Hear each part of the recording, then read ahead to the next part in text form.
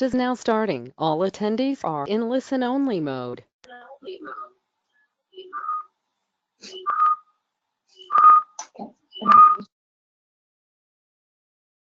Chris, can you hear me? Unmuted. Chris, can you hear me?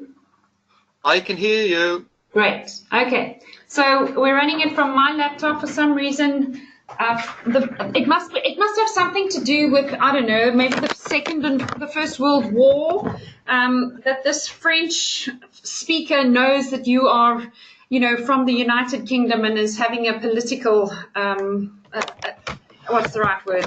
Just not liking you or not. French moment. French moment. Brexit. It's all because of Brexit. Okay. But you can hear me now, can you? Perfectly. I can hear you. I can see you. So everything's good. Okay. Let's walk through the slide presentation, because that's obviously from your perspective. You're going to have full control of your own presentation as we talk through. So what I'm going to do is I'd like to start the interview with us both on the screen. Then I'm going to switch off my camera, and then I'm going to ask you to switch your camera off, and then instead of your webcam showing, you'll then have the presentation showing. Okay. Okay. So You'll have to. You'd rather me do it as a presentation rather than. I don't mind either. I don't mind either. It's just what happens is it can sometimes just help if there's something to look at, or kind of to follow along. So from that perspective, if you have the slides and you'd like to use the slides, that's great. If you would prefer to just chat, that's also fine. It's really up to you. Just a couple of things before we start. It's always difficult to give a precise time for some of these things because I do tend to go on sometimes. So it occurred to me that if there was a shortage of time, we would ditch questions 8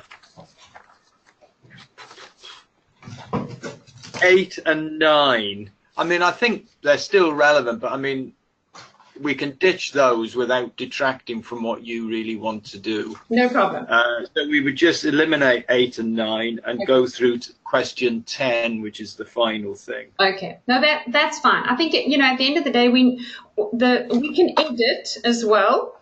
So yeah. once the whole presentation is recorded, we can then edit if we feel that there are sections that have gone on too long, but I'll show you the edited version before we use it. If we need to then take out questions 8 and 9, we can do that rather than leave them out from the start, if that's okay. Okay. Okay, all right. But I'll answer those briefly. Okie dokes, no problem. So I'm going to start. Let's just do a run through, just so that you know what we can just check the PowerPoint to make sure that the PowerPoint's working on your side. Okay. I'm going to switch over to PowerPoint now. Yes. Can you tell me if you can see it? I will. I must first make him the presenter.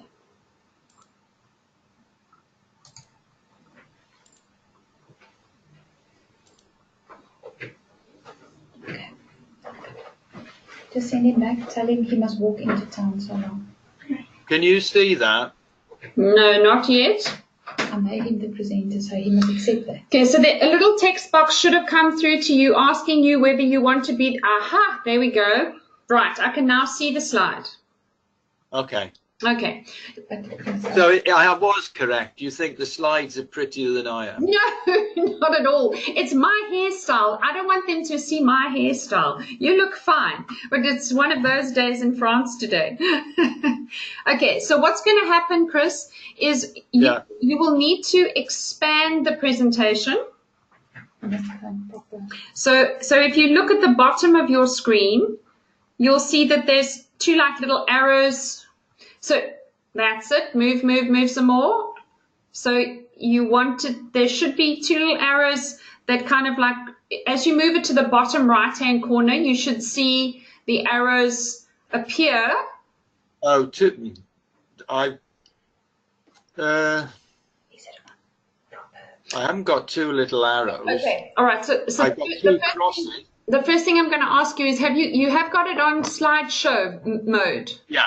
It is Yeah. on slideshow mode. Okay, cool. But why are we seeing Right, because we're still there. We go. That's it. Okay, that's perfect. Because now we don't see any little buttons on the bottom of your screen. So that's perfect. Okay, so we'll leave that there. Hang on, just let me see. I can move the. Yes, Yeah. please do. Perfect. Perfect. Right. Okay. Right. So we. What I've done is I've put the questions. Yes. That I sent to you Yes. on a slide. I see that. So effectively, the audience will get you saying it as well as the picture. Okay, that's good. So, and then what I'm going to do, Chris, is I'm going to let you work the pace. So in other words, as soon as you move to the question, I'll start talking, because then I know you've finished speaking. Yeah. Rather than me Yeah. interrupting you. Okay. Yeah, that's fine. Right, so let's take one, and let's hope that take one is the only take that we need to do. Okay, cool beans. Okay, so there are no phones. There's nothing here that can make any make any. I'll switch my mobile onto mute then. Cool beans.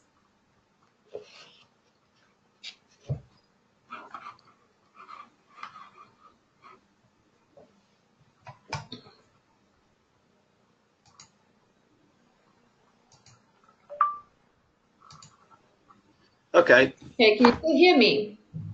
Yeah, I can hear you. Cool. Oh, that's perfect. I just wanted to make sure, because I'm working on two computers here, so I just wanted to make sure I hadn't pushed the wrong button.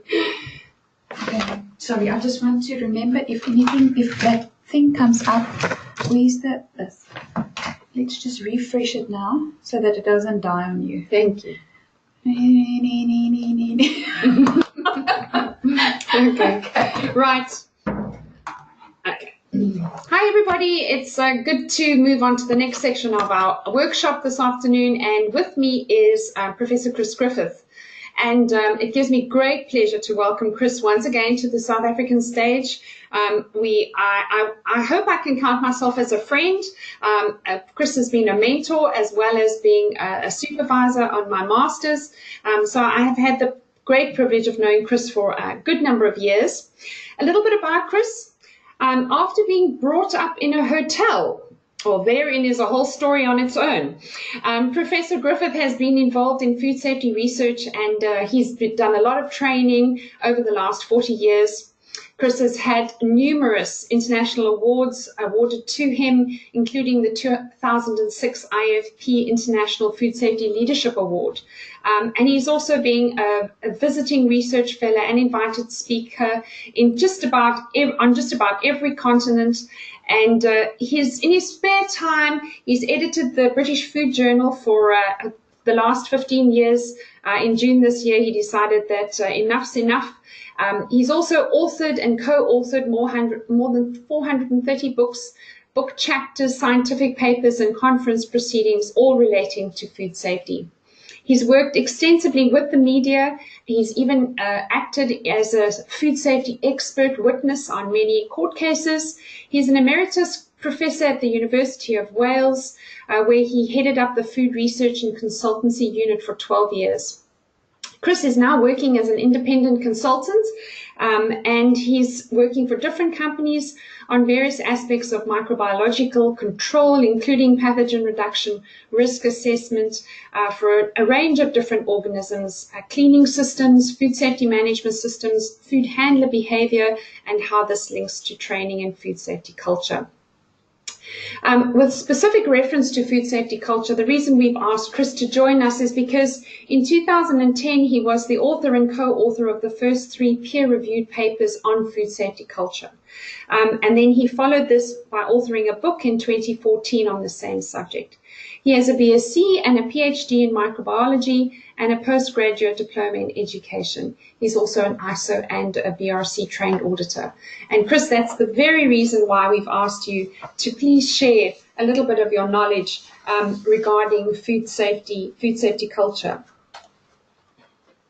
Oh, well, thank you very much for the introduction, and thank you very much for the invitation. Chris, the first question that we're going to sort of move on to is, food safety culture is a very hot topic.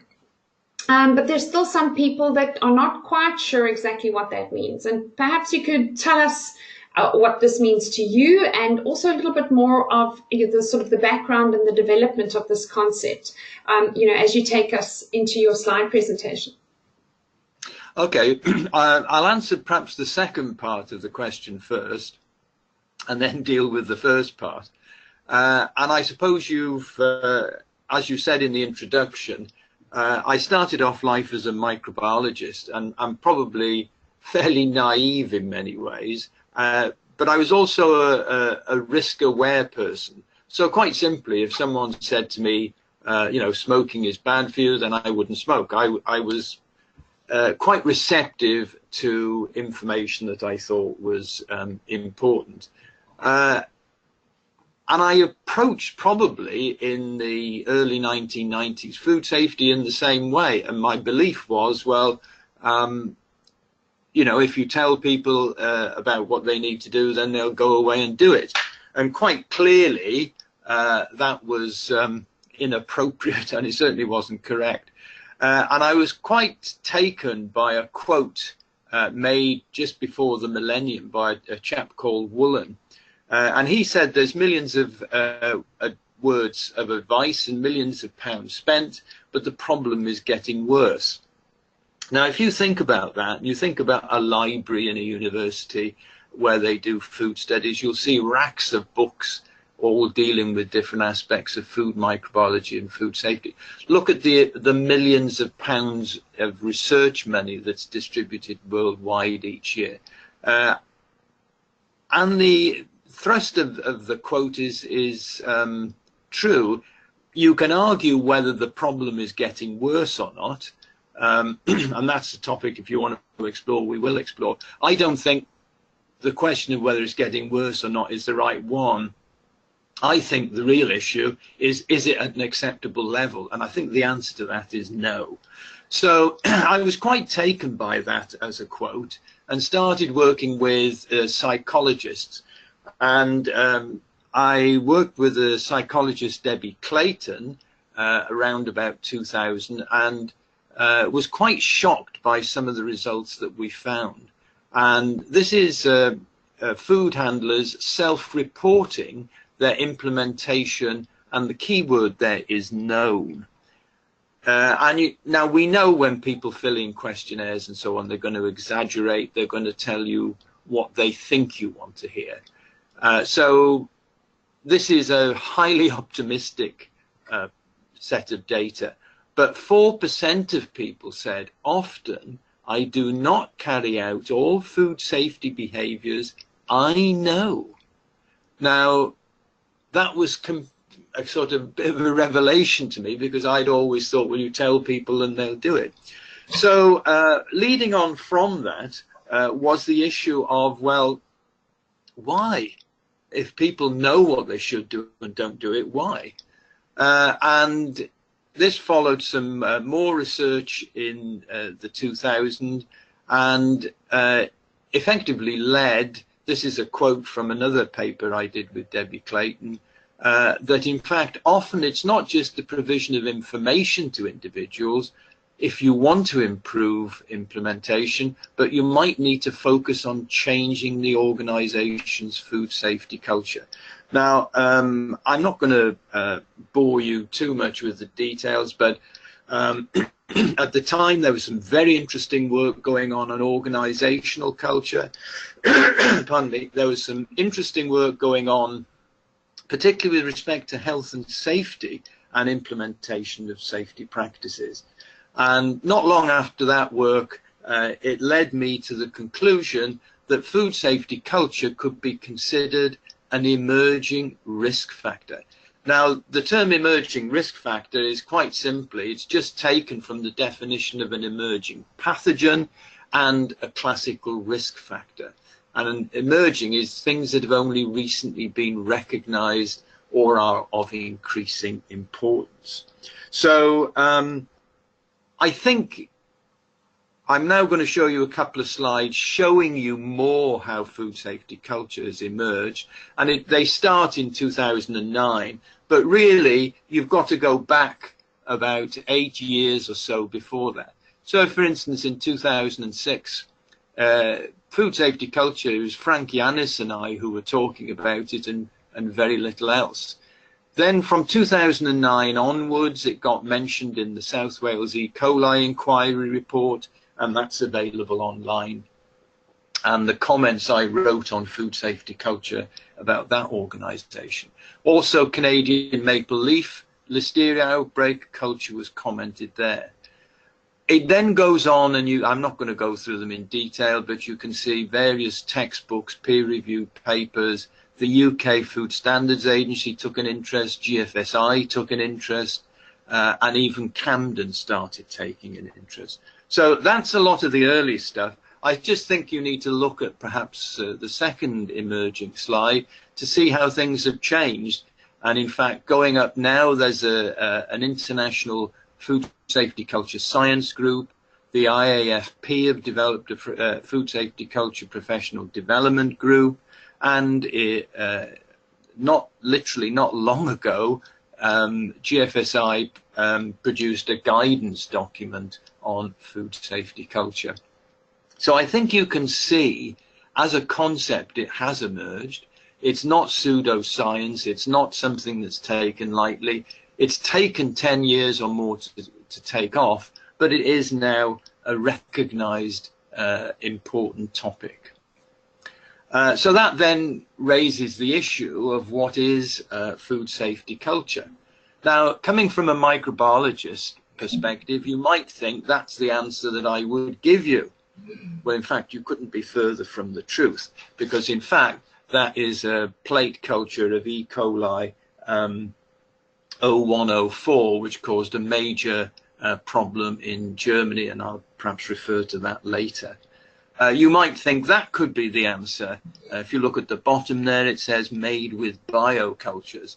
Well, do probiotics help? There's a report published in the last couple of months from Israel which suggests that many of them don't. Some of you may have a very limited benefit in some circumstances, but clearly it's not food safety culture. I mentioned the work done in organizational culture, and this was a definition of organizational culture from the early 1980s, and it's the way we do things around here. Now, I actually don't, I can see why they came up with this, but I actually don't think it's a terribly good definition. I'll jump a few years, and this is the definition that GFSI use in their 2018 position paper. And I've just perhaps one issue with this definition. That's the GFSI definition. This is one that I put forward in 2008. And you can see there's a lot of similarities. Shared attitude, shared values, beliefs, prevailing. So there's a lot of similarity. But to my mind, the GFSI definition misses out on one word. And I would ask the audience to perhaps look at that definition, and because I think it's a crucial word. I think if I was an owner of a business, I would have placed great value on that word. And the word that I think is missing from GFSI, but is crucially important, is the word learn. Because there's quite a bit of evidence to show that when a new food handler or member of staff enters a business, they learn the culture that is prevailing. They did studies on hand hygiene, and students had been taught how to do it properly, when to do it. First day at work, they were all doing what they were taught. 6 weeks later, hand hygiene compliance had dropped by 50%. Why? They were copying the people that were there. And in fact, this is a quote by Gert Hofstede, very famous social psychologist, and he says people will expect it to learn and follow the shared practices and norms. That's the technical way of putting it. You might like that way. This was done after the cartoon was done after the bankers. but you can see he blames it on the workplace culture. People learn the culture where they work. In terms of food safety culture in a business environment, should this be an important agenda item, and how far up the organization would it even go? I mean, if, in terms of being interested, you said as a business owner, you think that I should be interested in learned behavior. Well, the simple answer to that is yes. I think every business should take an interest in it for the very simple reason every food business has one. Now, whether the owner knows or doesn't know what the culture is like is another matter, but every food business will have one. And in fact, more often it's likely they don't know what the culture is. And I typically describe food safety culture into terms of two dimensions. One is the direction of the culture, and the other is its strength. And that's the sort of simple diagram which marries those two concepts. Notice there's talk of positive and negative there. Psychologists don't like talking in terms of good and bad. I sometimes slip into that, so if I do so, please forgive me. But that implies a value judgment. But psychologists are happy to talk about positive and negative attitudes. And then the strength of the culture, whether it's a strong or whether it's weak, that tells you something about how deeply embedded the culture is within the organization. Why all businesses need to take an interest? Well, I've said what the dimensions, every business has one, and food safety culture is the driver of food safety performance. And if you fail in your attainment of safe food, then there are increasingly serious consequences. And I'll perhaps explore some of these in a few minutes. But a company that fails to achieve that is going to end up with serious problems. And therefore, food safety culture as a driver of food safety performance should be of interest to all companies. What I'm seeing more and more is that, I mean, if you take the GFSI approach, the BRC now has a set of requirements for food safety culture. And in terms of the food safety culture approach and a food safety management system approach, is this just another set of audit requirements, or is it genuinely a new concept? Well, if you take the analogy that I gave you for an emerging pathogen, then food safety culture is partly things that we've known about but perhaps not recognized, and then partly things that we haven't recognized before. So it's a little bit of both, in the sense that it's a recognition of things that we've known about and some things that we didn't know about.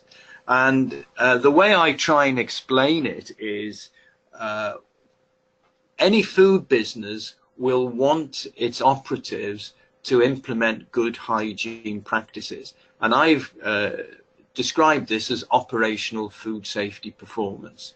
And that's the collective practices used within an organization.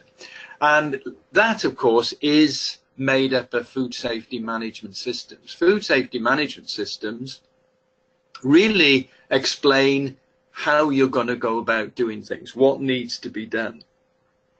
And you're perfectly correct in things like GFSI, which BRC is one. There's been great reliance on these, and of course, even in legislation now, there's an increasing requirement for these to be documented. So the food safety management system sets out what you should be doing, what you want to do, and so on. But of course, it doesn't guarantee that you do it, and that's where food safety culture comes in. It's the interaction of the two. They're not competing things. They're actually complementary things. Without the management systems, you can't really have good operation performance, but you can't have the operation performance if you don't have the right culture either. So the two work together, and I think it's an excellent thing that GFSI is now produced guidance paper, and it's increasingly incorporated into various third-party standards. In terms of the importance of the concept, how would you convince people that, you know, this is something that they should be considering? Well, I'll initially answer that question with the obvious answer, and one I suppose you would expect me to give. This slide just tells you some of the financial costs of failing to achieve food safety. Now, of course, most of the largest compensation claims come from the US, but that doesn't mean to say it doesn't happen elsewhere. The cost in the foodborne disease in the UK is estimated as approaching £1 billion. From a business perspective, of course, an individual business perspective, it can harm the brand. And this is just an extract from the Times newspaper when a particular company had problems. They were having some other problems, but then they had an outbreak of botulism linked with their product, and that knocked their share value. There's a whole series I could give you, about 20 different slides showing you companies that have lost brand value, market share, and so on because of their failure to produce safe food. It hits imports and exports. I thought you might like this one because it was South Africa refusing to import Irish cheese because of the contamination problem. Yeah. I'm not going to make any comments at this point. You know, sort of Funamava and Paddy in the same bar immediately bring to mind a whole lot of jokes, which we should probably not even discuss. Yeah. This was the 0104 outbreak I mentioned earlier, and in Germany and in France, although it was predominantly Germany, and this caused a massive amount of problems. And you'll notice at the very bottom of the slide, the real cost may ultimately end up at about 4 billion. I could explain a little bit more about the breakdown of that, but I won't. So that's the obvious answer. But I actually don't think that is really the main issue about failing to achieve food safety. Because it's not just about numbers and money, it's about people. And you literally may be putting your life or that of your son, daughter, mother, father, uncle, aunt, or whatever it is, in someone else's hands. And therefore, if you just think of food safety culture as purely financial, I think you'd be missing the greater point, because it is a moral issue. It's a humanitarian issue. And I think, therefore, it's in the interests of all businesses to ensure they have a positive food safety culture. And I think, obviously, in light of where we are as a country, we have structures and systems in place. But the reason for wanting to talk about food safety culture, I think, has been obvious based on brands that have been damaged. I can see that, yes. I think it's also now the need to have this discussion because of it's just the right thing to do. And from a moral perspective, I agree with you 100%. So how would you pick out in a crowd a positive food safety culture? What are these characteristics that you would describe as being a positive food safety culture? Well, I showed a diagram earlier, and that's the sort of horizontal line where you have negative and positive. And a positive food safety culture is where food safety is highly valued as a business value. It's a high priority in terms of what the business is doing, and the company is prepared to work hard to achieve a positive food safety culture. It doesn't come by accident. Obviously, you've got the opposite, and I'll concentrate on the negative food safety cultures in a few minutes. But I think it's interesting to have a look at what you might consider a central point, which is, I think, a problem with a number of companies, particularly larger companies, and that's one of complacency. And that might be either complacency in their systems. I'm going to give you an example of this in a few minutes. But it might also be a complacency in their culture.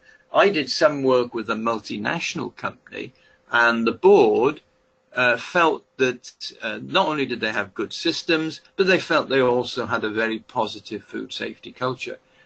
If you then drill down to talk to things with the individual handlers themselves, then they had a very different perception of what the culture was like. So in that sense, it was a weak culture. Remember, I talked about strong and weak in how deeply embedded they are. So complacency, I think, is an important aspect. Now, I'll give you some examples of negative cultures, and I'll perhaps say a little bit about them. I am in a way reluctant to do this because everybody sees them as very clear-cut examples, and they think, oh, well, they're so bad, nobody would do it. But unfortunately, people do it. So that's just telling you a little bit about a positive, a complacent, and a negative culture. This is the complacent one, and the example here is Maple Leaf Foods. It was monitoring for listeria, and the company thought, and the quote you have there is from the independent Maple Leaf report, and it says they were confident that its monitoring systems would find any problems. So they were a little bit complacent, but in fact their systems weren't working properly. If I give you some examples of negative cultures where in fact food safety has a low priority, it's not considered a core business value, and in fact unsafe food handling practices may even be encouraged, the opposite of what you might think. And this is the DaCosta egg problem, and you can see there the sheer volume of eggs that were recalled. But the crucial point there is the one because the owner had a long history of violations. They'd been warned over and over again that their plants were not operating hygienically. In fact, they even tried to bribe the inspectors. The net result was, in fact, that about 1,900 plus people were ill that were confirmed. The actual number may have been over 50,000. The net result was they ended up with a prison sentence and a large fine. And I could go on, I could give you other examples, the Peanut Butter Corporation. This is one from the UK, and this was the John Tudor example, the South Wales E. coli inquiry. And that's a quote from the inquiry report. I tried to give you examples from all over the place, and this is one from China, which is people supplying out-of-date meat. Now, this is what John Tudor was doing. But, of course, I couldn't pass on without perhaps reminding you of this, which I still regard this as one of my favourite newspaper headlines. Botox chicken to get the chop. Now, we could discuss that, how safe that was or was not in more detail, but the general message there is that people may well be prepared to do things which they know are unhygienic. I briefly talked about strong and weak cultures, so I think probably I've said enough about that. If anyone sitting in the audience might have been able to relate to some of those slides that you've showed, and we might all be looking at our companies thinking, we have elements of these things that you're showing us. So if I want to improve my culture, what would you suggest I do? Well, the obvious answer, of course, is to go out and buy my book. Of course. I mean, it goes without saying. Definitely. But joking apart, I think one of the first things you've got to recognize is that management has a responsibility. And this is a quote by Deming and Duran, two of the quality gurus, and they both say the same sort of things. When things go wrong, everybody blames the individual handler or operative, when in fact most of the problems relate to management issues. So I think, first of all, accepting responsibility is the company has. I think there's three quotes here which all more or less say the same thing. The first one is a little bit contentious as to who said it and whether it was taken out of context, but the general philosophy is you can't manage what you cannot measure. Harrington said, well, measurement is the first step to control. The other one I like, and I couldn't find out who said it, was if you don't know where you are, then you don't know if you're lost. In other words, before you can start developing and improving your culture, you need to know what the culture is like.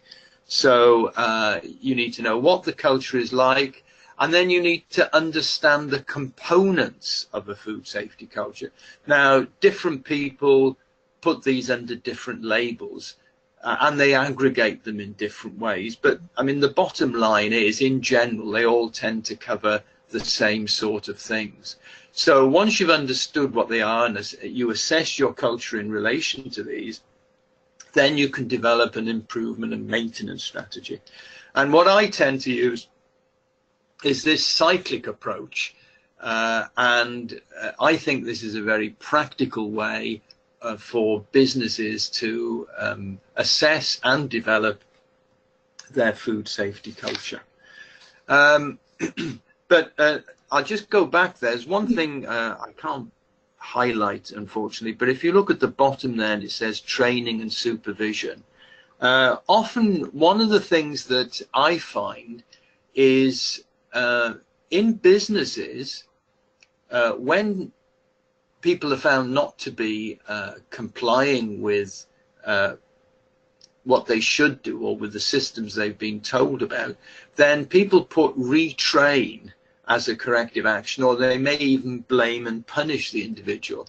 Let me give you an example of that. This is an extract from probably the world's leading book on HACCP, which is HACCP Practical Approach by Mortimer and Wallace.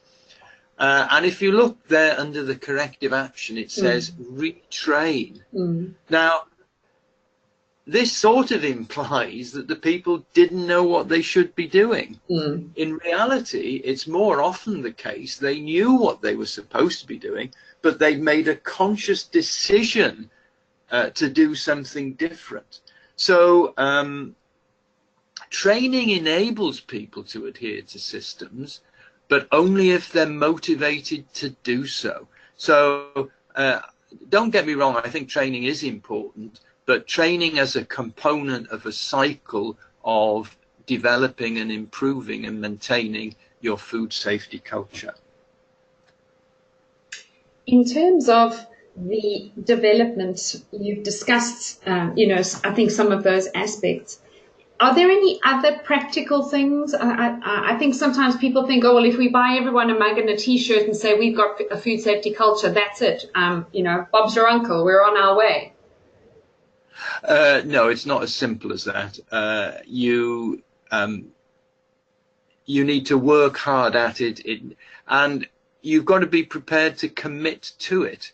One of the biggest problems that a food safety culture faces is an opposing economic imperative culture, where supposed to try and save money, cut costs under all circumstances. I mean, if we go back to the maple leaf outbreak I mentioned, or even to some of the others, you will see that a lot of the causes were down to trying to save money and cut costs. So no, there's a lot more to it than just giving people a mug.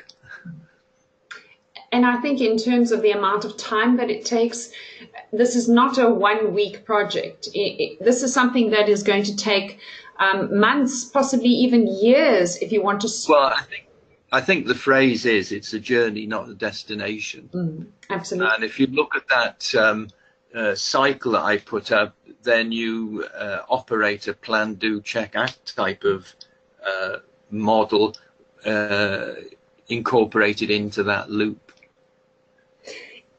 How about the rest of the supply chain? If we move to, you know, not just within the company. I mean, sitting in the audience, we've got regulators, we've got retailers, we've got manufacturers. How does this concept work throughout the food chain? Oh, sorry, we can. Sorry, Chris, we missed a few slides there. Let's go through those slides. We'll re-edit this part. So what I'm going to let's retake from this question, and then we'll run through that, and we'll edit out that where we moved on. Okay. Chris, if you were to assist a company, how would you go about measuring and then developing the food safety culture within that business? What are the practical steps that we have to go through?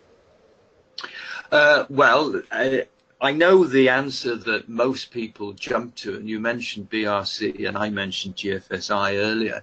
And of course, it's one of the problems that auditors face. How do they know that the practices they see during their visit are representative of the rest of the year? Now, clearly, unannounced audits can assist in overcoming that, but it's still, nevertheless, this is a quote from Safe Food New Zealand, and it basically brings to attention two things. One is that companies falsified records or ignored warnings, and without giving any confidential information away, I was involved, it's still ongoing, a legal case, and I'm absolutely convinced that the records have been falsified, and I've produced a whole series of reasons why. The other problem there is that the audits themselves, or inspections, although allegedly independent, may have been inadequate, negligent, or corrupt. So, for instance, that's the audit certificate for Jensen Farms. You may remember this, linked to the melon outbreak in the United States, and yet they'd scored 96% in their audit. Now, that doesn't mean to say audits don't have their value. They do, and we haven't got time to go into food safety culture in great detail, but the outer level of food safety culture, which is sometimes described as food safety climate, a good auditor should be able to pick up. I think a good auditor should be able to dig a little bit deeper, and this is certainly a distinction between audits and inspections.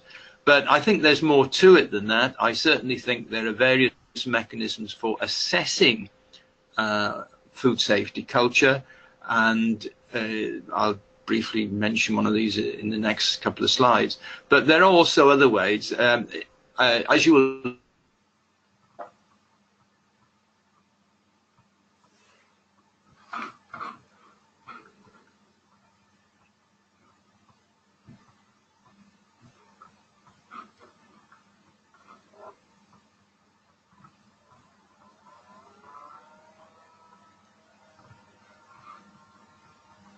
aspects which will feed into informing you and assessing your food safety culture. At the end of the day, end product testing tells you something. It's a summation of how well things have been implemented. It's a test of your system and it's of implementation. I also am a great believer in surface counts and cleaning, because they tell you what's going to get into your food in the future, not as in end product testing what got into the food a few days earlier. So I think you make use of a variety of things. I make use of my own approach. If I give you the analogy of an interview, an audit is a bit like the interview itself, whereas assessing the culture is a bit like the psychometric questions that the people ask you. And I make use of a bank of about 100. Depends on the company, and different people have other different approaches. With different types of questions, but they're all tending to look at and dig at the same sorts of things. And then I produce this spider's web diagram. That's what a positive food safety culture would look like. That's what a negative one would look like. But clearly, most cultures will be strong in some areas, weak in others. But I would just say what's important is not any numerical value at the end. It's the process that goes into it. And you don't want to get too hung up on a numerical value. It's how all these things fit together. Mm. In terms of the supply chain and who this concept actually applies to, sitting in the audience, we've got regulators, we've got retailers, we've got manufacturers. Would you say that food safety culture is just for within a company, or does it have a role throughout the supply chain? Well, if food safety is a core value in the business, then you will have an interest in most certainly making certain that your suppliers supply you with safe foods, or foods which have a good microbiological quality, pathogen-free, and so on. So I think it's fairly common sense that your suppliers must supply you. But I also think food safety is a chain, and if someone further up the chain makes a mess of it, you can damage your own brand value. It's very interesting. It's not microbiological food safety. Some of your audience may know that Pret-a-Manger in the UK has had 2 allergy deaths. Yeah. The latest one in the past couple of days, the Pret-a-Manger is blaming their supplier. Yeah. And the supplier saying, no, it isn't. It's Pret-a-Manger's fault. So quite clearly, you can't just take one link out of the food supply chain. You've got to consider it throughout the food chain. And I assume that means the consumer. Yeah, again, exactly. It's a chain, and consumers have their role to play. And whether people leave their foods in the boot of a car for several hours under high temperatures and so on and so forth, then quite clearly they must play a role. And it's highly variable. I started doing some work on consumer food safety in the 1990s, and it is highly variable, with some people implementing very good practices consistently. And I put the word consistently there because I think that's an important element of food safety. Anyone can produce safe food once, but to produce large volumes of food safely and consistently requires management. So consumers have a role, but they are notorious in some cases for not implementing what they expect other people to do, but don't do themselves. Last but not least, what do you think South African companies should be doing now to make sure that they get food safety right? Well, I think there's a number of things. If you've got to boil it down or distill it down, you've got to recognize that it's a company moral and economic issue. And I put the word moral first because I think that's an important driver. It's not just money, it's people's lives. You need to develop the right systems, but linked to that, you need to develop a positive food safety culture. And what I think often is missing from many companies is they don't view food safety holistically.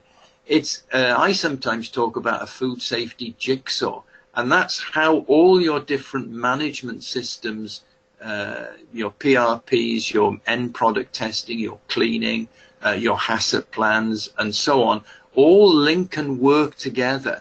But people tend to sort of separate them out. So I think you really need to view the whole thing holistically. And then I think as a final thing, I would like to ask your audience a question.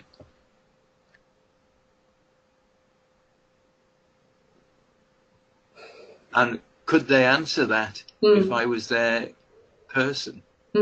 Absolutely. And I think that's the reason why we're here, Chris. You know, we're here because we know we've got systems. We know we're having audits. We know we're good at passing audits. But, you know, the question I've had to ask companies and even myself, you know, in the last few months is would I trust me? You know, would I trust our food safety management systems, and if we're not trustworthy, what is it that we need to do in order to improve and ensure that more consumers' lives are not affected, by another tragic outbreak like the one that we've just been through. Chris, thank you so much for your time. It's been an absolute pleasure talking to you, and thank you very much for sharing your knowledge. We hope you'll be in South Africa soon so that you can I know that I've got some dates penciled in, and I sincerely hope that we'll be able to host you soon so that you can actually share more about this in South Africa, drinking a glass of really, really good red wine. But not champagne, of course. Thank you, Chris. Okay, pleasure. Bye-bye. Okay, I'm going to cut it there. Thanks, Chris. That was amazing. That was really, really good. I'm just bringing up my camera. Okay.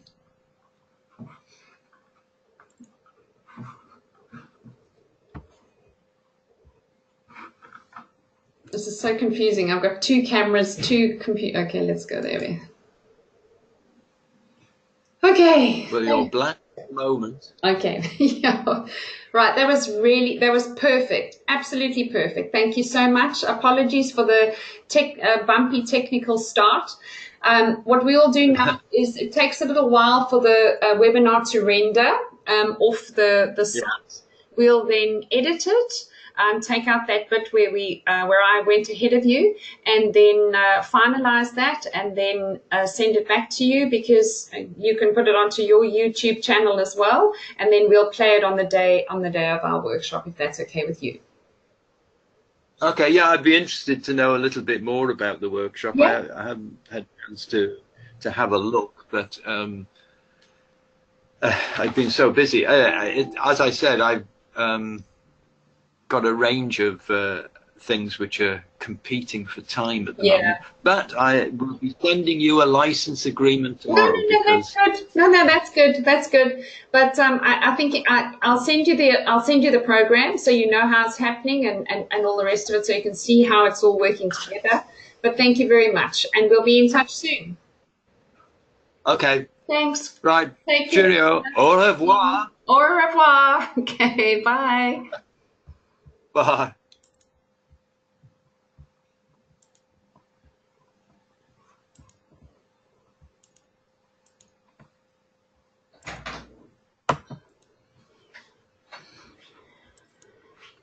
I'm always nervous. Okay, where I think you must go there by me. Let's just go. Let me just take. Okay, now forget a minute. Okay, I'm really worried because I don't know which one was recording. Was I recording or were you recording? And the reason why I say that was we lost sound with him. So we didn't lose it here, we lost it there. Okay. So let's see.